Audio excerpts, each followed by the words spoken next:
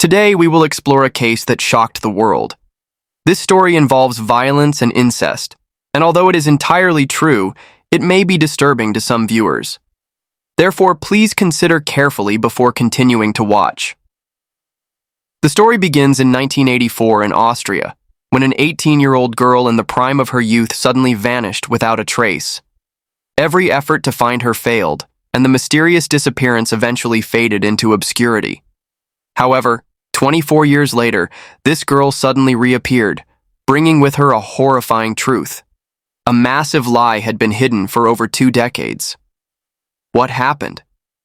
To understand more, let's rewind to April 19, 2008, and look into the details of the case. On April 19, 2008, a young girl was brought to a hospital in Amstetten, Austria, in a deep coma. The doctors quickly began their examination and discovered that her health was in a very serious condition. She was severely malnourished, her skin pale as though she had never been exposed to sunlight. Additionally, she suffered from severe epilepsy, kidney failure, and respiratory failure, putting her life in grave danger.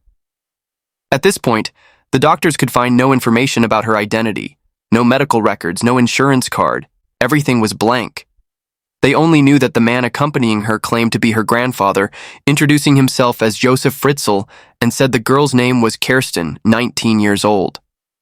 However, when asked about Kirsten's medical history, Josef seemed confused and knew nothing about her condition.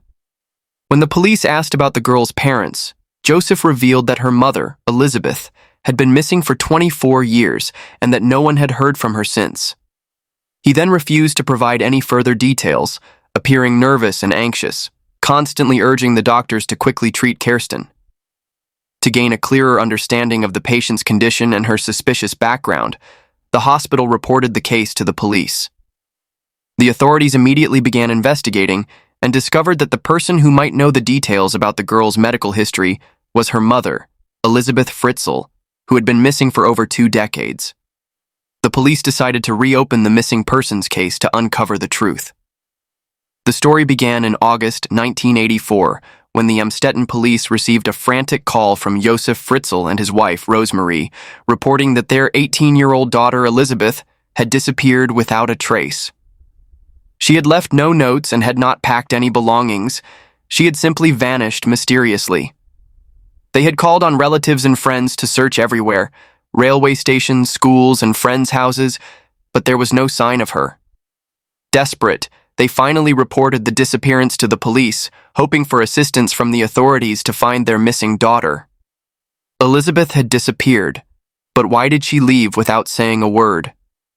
This question pushed the police to launch an investigation to uncover the whereabouts of the 18-year-old girl and learn more about her life. Elizabeth's relatives described her as a beautiful, blonde, and sweet girl, but with a rather quiet and introverted personality. Even as a child, Elizabeth was different from her peers. She didn't enjoy socializing and often spent much of her time lost in her own world, sometimes sitting for hours just staring out of the window. A childhood friend of Elizabeth recalled, "When we were together, she was happy, lively, and talkative. But when she went home, Elizabeth became quiet, almost as if she didn't care about anything happening in the family." As she grew older, Elizabeth became even more withdrawn. Her academic performance declined, and her relationship with her family became increasingly strained. She always had a sorrowful expression, as if there was something hidden inside her. 2 years before her disappearance, Elizabeth left home with a friend. They planned to move to Vienna to start a free life. However, not long after, the police found them and brought them back home. While no one knew the exact reason, many believed it was a typical act of youthful rebellion, a desire to explore the world, or perhaps due to the overly strict control by her family. Yet, no one truly delved into Elizabeth's emotions or state of mind. Initially, both the police and her family thought that the disappearance was just a typical case of a teenager running away from home. However, an event that happened shortly after seemed to confirm this theory. A few weeks after Elizabeth disappeared, her parents received a letter from her. In the letter, Elizabeth wrote, "I want to leave this house. I've joined a cult. Please don't look for me anymore." However, Elizabeth's friends denied that she had joined a cult. They argued that despite Elizabeth being somewhat quiet and occasionally rebellious, she would never have joined a cult. Moreover, given how strictly her family controlled her, she rarely had the opportunity to go out, and her time with friends was very limited. Therefore, it seemed hard to believe that she would join a cult. Based on the testimony of Elizabeth's friends, the police decided to continue the investigation rather than close the case based on the letter. They began focusing on investigating her family life. Elizabeth was born into a large family, with her father, Josef, being an engineer, and her mother, Rosemarie. The couple had been married for over 25 years and lived in Amstetten. They had 7 children, with Elizabeth being the 4th. The family was relatively well off, with the primary income coming from the father's job. Josef, who was skilled and passionate about repairs, often worked on construction projects. To bring joy to his children during the summer holidays, he even built a swimming pool in their backyard. Meanwhile, Rosemarie, the dedicated wife, devoted all her time to taking care of the family. Their lives were peaceful until Elizabeth's disappearance, which tore apart the facade of their happy family. The Fritzl family from the outside appeared to be an ideal family. Josef, the head of the household, was seen as a model citizen, always polite, kind, and respected by the neighbors. However, behind closed doors, Josef was not the gentleman he appeared to be. He was a tyrant, authoritarian, and his family lived in fear under his rule. Rosemarie, in her role as a homemaker, had no voice in the family and endured the oppression of her authoritarian husband. Their children lived in constant fear, subjected to Josef's brutal beatings. Those around them understood that Josef was not a good man, but rather an abusive one. In particular, Josef displayed a disturbing possessiveness over Elizabeth. He forced her to go wherever he went, never allowing her the freedom to socialize with friends or have a boyfriend. Josef even secretly read Elizabeth's diary and forbade her from having any interactions with others. When friends came to visit, he immediately chased them away. These actions led the police to suspect that Elizabeth's disappearance was related to Josef. They believed that Josef's harsh parenting had pushed Elizabeth to the point where she couldn't bear it anymore and decided to run away. However, the investigation stalled there and was not pursued any further. A year later, the case was closed. Elizabeth Fritzl's name was not mentioned again until 24 years later, in 2008, when the police interrogated Josef. From his testimony, it was revealed that Kirsten was not Elizabeth's only child. During her years of disappearance, Elizabeth had left her children at her parents' house 3 times, asking them to care for them. Josef recounted that he had found Kirsten unconscious outside his home and did not recognize her until he saw Elizabeth's note. As before, Elizabeth had begged her father to take care of Kirsten, who was sick. At first glance, the story seemed to suggest a negligent mother who had been missing for 24 years without contact, had children out of wedlock, and repeatedly left the responsibility to her parents. To outsiders, Elizabeth seemed like a rebellious daughter, while Josef appeared to be a physically and mentally exhausted father. While the hospital worked to stabilize Kirsten's health, the doctors couldn't offer a treatment plan due to the lack of clear medical history and the unknown cause of her illness. Kirsten had been in a coma for several days, and her condition was critical. Therefore, the urgent task was to locate Elizabeth. The police called for public assistance through the media, hoping to attract attention and support from the community. Television stations and newspapers widely covered the case, with images of Kirsten and the story of her missing mother being broadcasted. Kirsten's treating doctor also participated in interviews, sharing the severity of her condition. Not only was Kirsten in need of her mother, but society was also eager for Elizabeth's return. However, even after many days had passed, there was still no news about her. Just when all hope seemed lost, the woman who had been missing for 24 years suddenly appeared, leaving everyone stunned. Elizabeth had returned. Why did she suddenly appear after so many years of being missing? Did she watch the news and decide to return home? These questions were raised when Elizabeth appeared at the hospital on April 26th, along with her father. At the time, Elizabeth was 42 years old, frail, with white hair, and her mental state was shattered. She looked more like a 67-year-old woman than someone in her 40s. The doctors were also shocked by her condition. Everyone expected that when Elizabeth finally appeared, everything would be revealed, but the mother of Kirsten could not provide any information. Despite the doctor's attempts to ask, she remained silent. Tension began to rise, and the doctors decided to call the police again. The police took both women to the station and noticed that Elizabeth seemed unwilling to reveal anything. They decided to separate Josef and Elizabeth for individual questioning. Under the protection of the police, Elizabeth finally spoke. What she revealed stunned the world.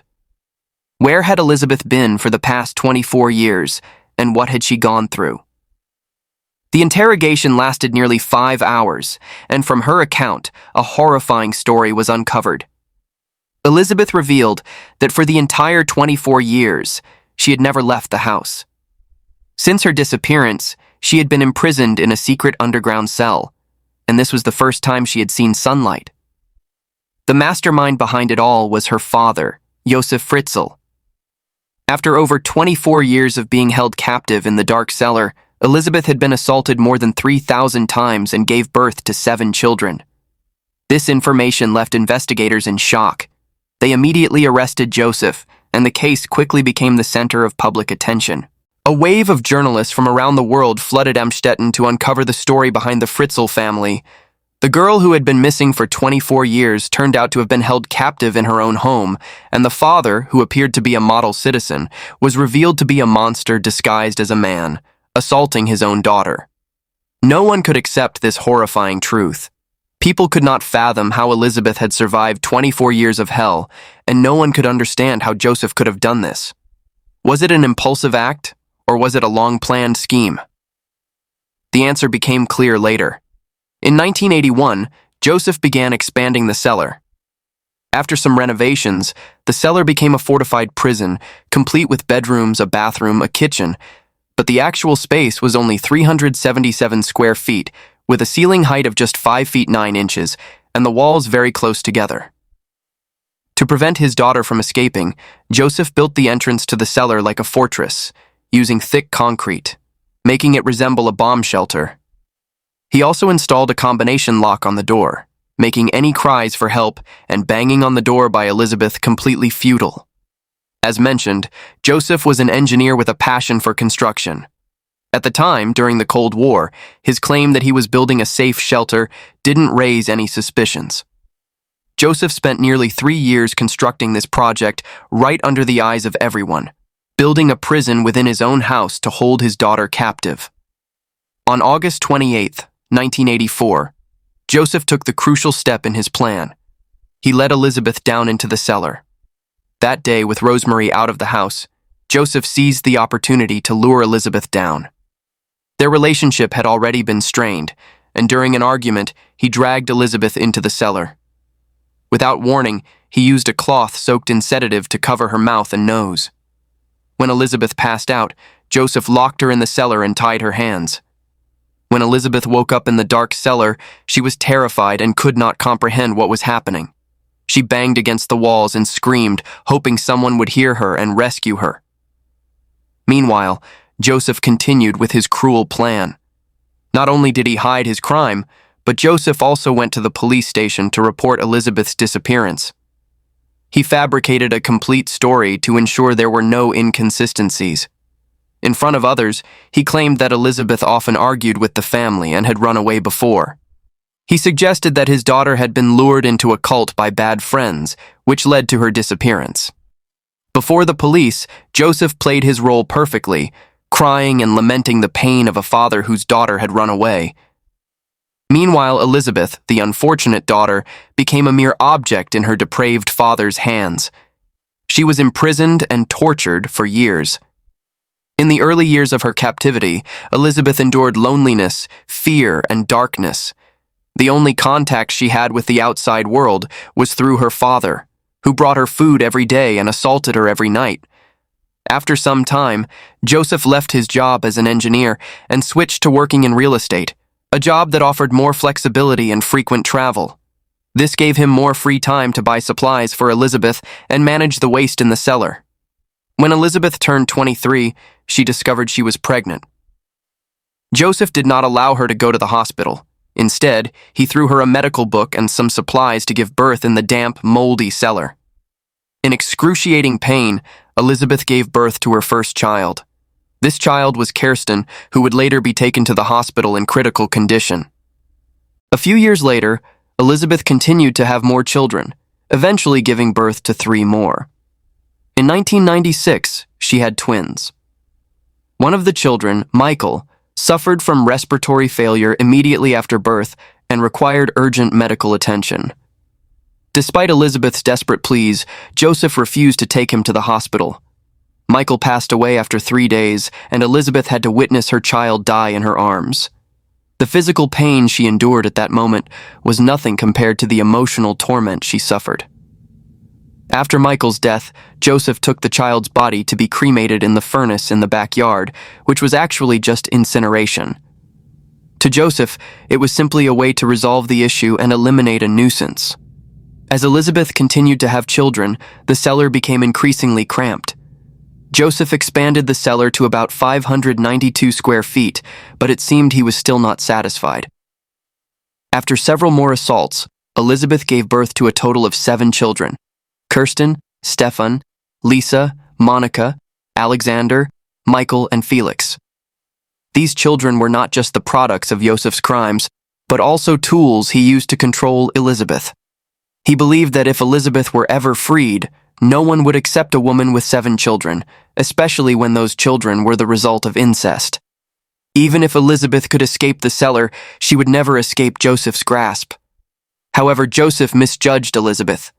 She was not just a woman held captive, she was also a mother. The pain she endured did not break her. Elizabeth clung to hope and loved her children. After each birth, she felt the warmth of a love that had been lost long ago.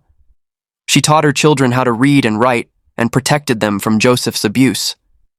The only way the children could experience the outside world was through an old radio.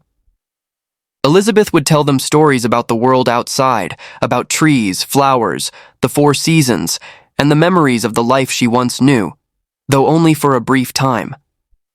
Over time, the cellar became too cramped for everyone.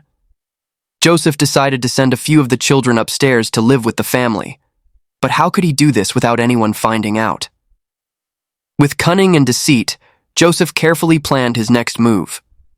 He had Elizabeth write a letter asking her parents to adopt the children. Then, Josef secretly took Lisa, who was only 9 months old at the time, out of the cellar, placed her in front of the house when no one was around, and waited for Rosemarie to find her.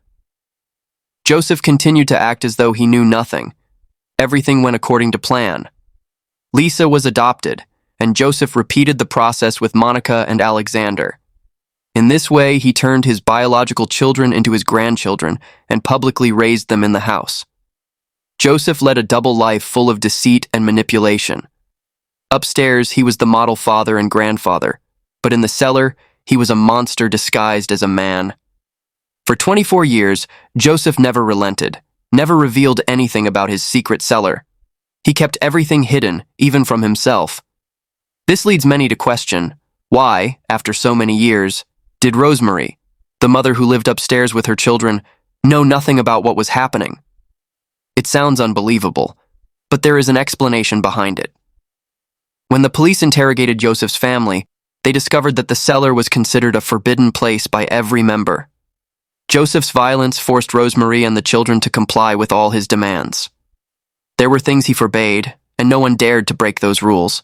He forbade anyone from getting near the cellar, and no one dared to step even a foot closer. He also prohibited them from mentioning Elizabeth's name, and if anyone disobeyed, they would suffer brutal beatings. Everyone in the family, including Rosemarie, lived in fear and were dependent on Josef. The domestic violence turned her into a submissive wife, always obeying her husband's every command. On one occasion, Josef broke Rosemarie's leg while she was pregnant, and from that point on, she never dared to resist him. Some speculate that Rosemarie may have known Elizabeth was locked in the cellar, but due to fear and lack of courage, she chose to remain silent and ignore the truth. Despite living under the same roof, no one dared to defy Josef's orders, whether they suspected anything or not. As time passed, in 2008, when Elizabeth seemed like she would die in the dark cellar, Kirsten fell seriously ill. This time, Josef could not abandon Kirsten. At Elizabeth's desperate pleading, he agreed to take his daughter to the hospital. On April 19th, Elizabeth and Josef took Kirsten out of the cellar in a comatose state. This was the first time in 24 years that Elizabeth stepped out of the cellar and breathed fresh air. However, before she could even experience freedom, Josef dragged her back in agony. Josef didn't anticipate that just a week later, everything would spiral out of control. The police launched an investigation, and major newspapers began covering the case. The entire society called for Elizabeth to appear. Josef, perhaps fearing a deeper investigation by the police and confident in his control over Elizabeth, dared to take her to the hospital again on April 26th. However, this time, Elizabeth was no longer his puppet. In order to save her child, she bravely revealed the truth. Josef's double life was finally exposed. Josef was born in 1935 in Amstetten, Austria, as the only child in a small family. When Josef was just 4 years old, his father abandoned him and his mother, leaving her to work and raise him alone. However, Josef referred to his mother as Satan. She never showed him love, often showing disdain, and frequently beating and scolding him for minor mistakes, even falsely accusing him of things. Josef became the target for his mother's anger. In 1959, Josef married Rosemary, and his mother moved in with them. By then, Josef was no longer the innocent child he once was, and his mother had grown old and weak. Eventually, Josef got the chance to seek revenge. Josef told everyone that his mother had passed away, but in reality, he had secretly locked her in the attic, sealing the windows with wooden planks. She was confined there for 20 years until her death in 1980. Josef's distorted childhood created flaws in his personality, which explains his authoritarian and controlling nature within the family. He was repeating the behavior pattern of his mother. According to psychology, criminal behavior often stems from flaws in the socialization process. Josef underwent a dysfunctional socialization process, especially in family and societal relationships. This led to a significant lack of empathy, the development of severe personality disorders, and abnormal desires as he matured. Josef frequently experienced unsatisfied sexual urges. He secretly watched couples through windows, stalked women in parks, and attacked them when they weren't paying attention. In 1967, when Josef was 32 years old, he followed a 24-year-old nurse home and assaulted her. Not stopping there, he was also suspected of assaulting another 21-year-old woman. The court sentenced Josef to 18 months in prison, but he only served 12 months under probation. Despite this, Rosemary never left Josef and even covered for him. She told everyone that Josef had been on business trips. If Rosemary had woken up sooner and left Josef, Elizabeth might not have had to endure the suffering that followed. At this point, Josef had become a deviant with a fully developed criminal mentality. Unable to carry out his depraved acts publicly, he decided to build a prison to satisfy his desires.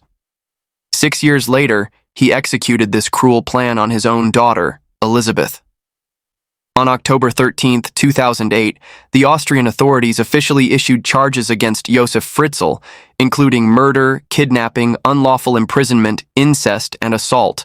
Then, on March 16, 2009, Josef's trial officially began in the city of St. Pölten. A wave of reporters from media outlets gathered at the courthouse to cover the trial. Josef hid his face behind a briefcase and was escorted into the courtroom by several police officers. A member of the jury recalled that Josef's gaze at that time was cold and terrifying, like a deep, icy cavern. During the trial, Josef defended himself by saying that everything he did was to protect Elizabeth, because the outside world was too complicated. He claimed his actions were for her own good, that Elizabeth was difficult to control, and as a father, he couldn't allow her to leave the house, fall into depravity, and be deceived by bad people. He insisted that everything he did was for his daughter's safety and well-being. However, according to the police investigation, Josef had started assaulting Elizabeth in 1977 when she was just 11 years old. This explains Elizabeth's attempts to run away from home, as well as the sadness and withdrawal in her personality. Elizabeth was not present at the trial. She signed an agreement to never meet her father again and only provided her testimony through a video. When listening to her daughter's testimony, Josef seemed to finally realize the extent of his actions. He no longer denied it, but instead apologized to the family for the harm he caused and confessed to all the charges against him. On the fourth day of the trial, the court sentenced Josef to life imprisonment, with a minimum of 15 years. After the trial concluded, Josef accepted the sentence and did not file an appeal. Throughout the 4-day trial, Rosemary, Josef's wife and Elizabeth's mother, did not appear and refused to testify. Did she know what had happened to her daughter? That's a question no one can answer. Elizabeth and her children were taken to the hospital for medical checkups. Although their condition was stable, they still needed a long period of treatment to adjust to life outside. After 2 months, Kirsten recovered and was reunited with the family. The entire family underwent over a year of psychological treatment, learning to adapt to normal life and accept their new reality. In May 2017, Josef Fritzl changed his name to Josef Meyerhoff after serving 12 years in prison. Interestingly, his prison cell was more luxurious than the cellar where he had confined his daughter, complete with a private bathroom, a separate toilet, and even a small garden. He was also allowed to go out for walks regularly. In early 2023, the local court decided to move Josef from a psychiatric hospital to a regular prison. This meant that after serving 15 years of his sentence, Josef could apply for parole. If granted, he would be released in 2024. However, in 2024, the court announced that his release would not be possible due to special precautionary reasons. Despite this, the decision was still disappointing to many, as no punishment could ever compensate for the harm Josef caused to Elizabeth and the 24 years of her life that were stolen. Fortunately, the prosecution announced that it would appeal this decision.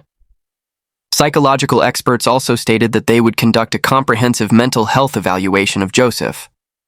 If any abnormalities are found, Josef will lose the right to apply for parole. Currently, Elizabeth is 59 years old. The cellar from the past has been filled in with concrete and no longer exists. However, the cellar in Elizabeth's mind will stay with her for life. Now, she lives in seclusion with her children in a place where no one knows them, refusing all press interviews and disturbances from the outside world. They no longer care about the outside world's gossip, living for the present and cherishing the happiness they have, despite the immense pain they endured. This video concludes here. See you in the next video. Goodbye.